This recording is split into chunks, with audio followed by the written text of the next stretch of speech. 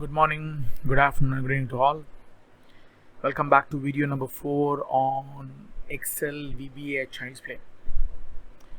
In our today's video, we don't need to write a lot of code here, but we need to understand the coding better.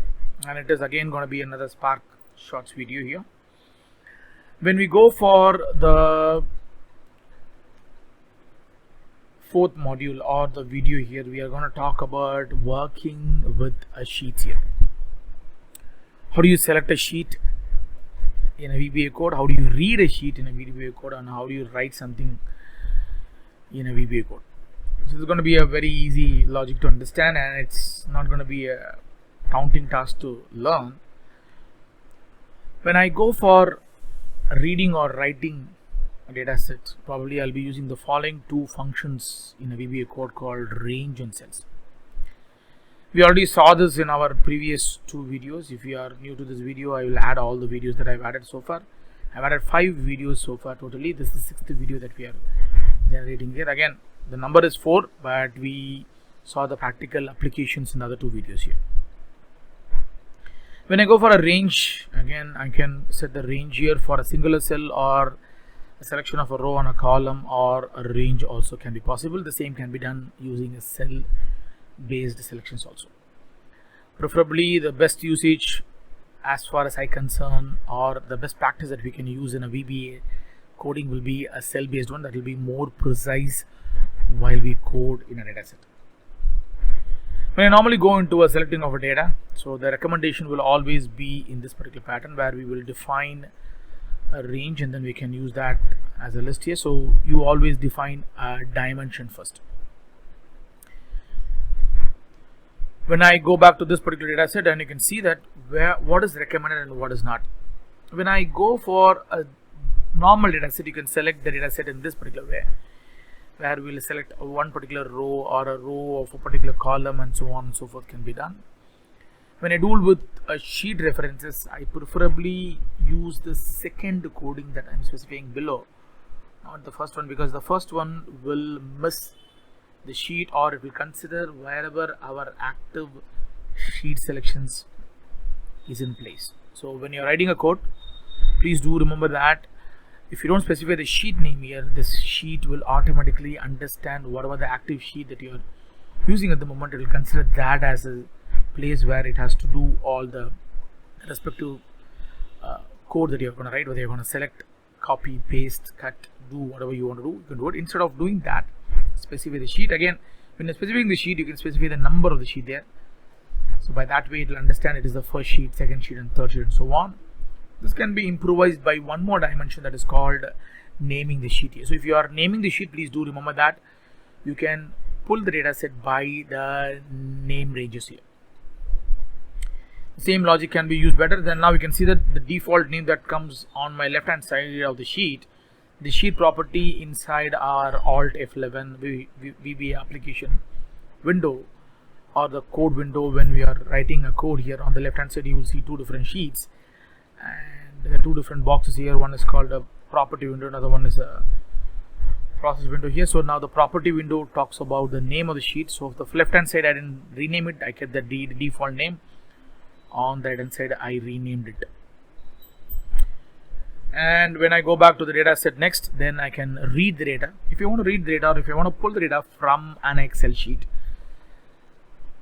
again we will normally give the best practice in place, and we will try to keep the dimension in stake here. And then if I talk about a dimension called string here, then that's going to hold all the text for us, and then you can pull the data by the specific range. Here you can use a cell reference also. You can say cells 1, 1 dot value. The same way we can also write a code here if I wanted to. By that way, I'm going to just reverse the entire data set here. I'm just reversing the data. Other than that, I didn't do it because I'm telling the system where the data of this list should pop into a data set here. That's what we did in our list here. We will see a small video added to the coding part here. So I'll show you how I'm going to use these dimensions a little better. Let's get into the data set and see how the coding is going to come into play, how I can rename the sheets and other dimensions here. I'm not going to run all the codes here because these codes are very simple code to understand. I'm interested to showcase this part of the dataset because this is where we are going to add some additional points. Sometimes the viewer sheet, or when I populate an Alt F11, the module that I'm adding into a dataset might not be fully visible, or I won't see the all property windows that I'm looking forward for. Let me show you how I'm going to do that. So I'll go back to my sheets here, and then once I go to the sheets, I'll take a blank sheets, and then I'm going to give an Alt F11, and you can see on the left hand side I see the project and property window both coming up here. In some situation we will not see both of them here. Probably I'll see a screen like this. This is where I'll go back to the view tab and then activate these two dimensions for our list here. So I'll come back to the view tab. When I click Control R, that will give you the project explorer, which will talk about which workbook that I'm using it, whether I have a default personal macro workbook, or I'm adding a module, or I'm adding a sheets here. We'll see all of them. And when I go back to the view again, when I add the property window, that's going to give you the property window for me. By default, whatever the sheet that I have in here, sheet 1, that's the property number. Now I rename this as data sheet, give an enter, and then now I go back to my Alt F11, and then you can see that the data sheet name is changed here.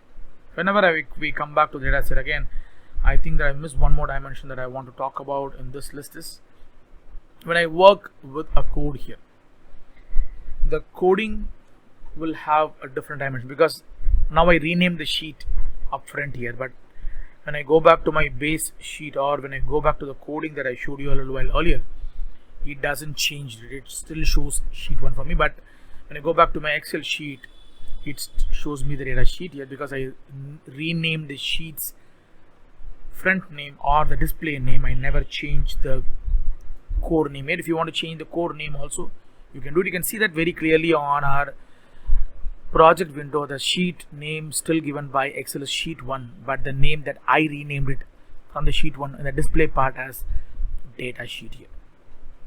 This is how we can differentiate the sheets here. Sheet renaming can be done. You can even change the whole source name here. We don't have captions and names separately here. We'll have all of them in one single lot. You can see that the name of the captions are coming at the bottom, and the original name is sheet 1 for us. This is how we will insert the sheet names into play. This is Vinod signing out from myself Academy and YouTube channel. Please do like, subscribe, and share our videos to others, and don't forget to hit the subscribe button and the bell icon if you are new to this video. If it is shared or you are seeing the first video, you can see the lot more videos that is already added for us. We have 5 more videos already in place for us to learn. This is the 6th video that I've added in our list here. This is Vinod signing out from myself Academy and Excel Snippet YouTube channel. Happy coding.